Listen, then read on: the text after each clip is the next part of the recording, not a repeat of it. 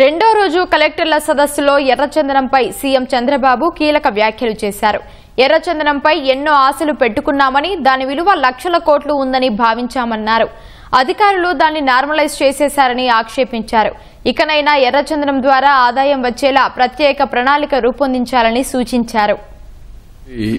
ఏదైతే red sandal depot ఉందో దాన్ని కూడా సీసీటీవీ కెమెరాస్ అవన్నీ పెట్టి మానిటరింగ్, అదే సమయంలో ఒక ఎక్స్పీరియన్స్ సెంటర్ కింద value added products you make it, then అది కూడా బాగా ఇది వస్తుంది. ఎవరైనా ఆర్డర్ చేసినా మనం తయారు చేసినా అలాంటి క్రాఫ్ట్ పీపుల్ అందరిని తెప్పించండి. ఇప్పుడు వెంకటేశ్వర స్వామి ఫోటోలు అలాంటివి కూడా కొన్ని చేయగలిగితే వాళ్ళతో కొలాబరేట్ చేసి ఎవరన్నా డే టు డే ఉపయోగించుకోవడానికి అఫోర్డబిలిటీ నోట్ చేసుకుంటారు. కమిటీ ఒకటి వేసి అవి కూడా చేయండి. వాల్యూ అడిషన్ కింద ప్లస్ ఎక్స్పీరియన్స్ సెంటర్ కింద పెట్టండి. టూరిజం కూడా మనకు వస్తుంది.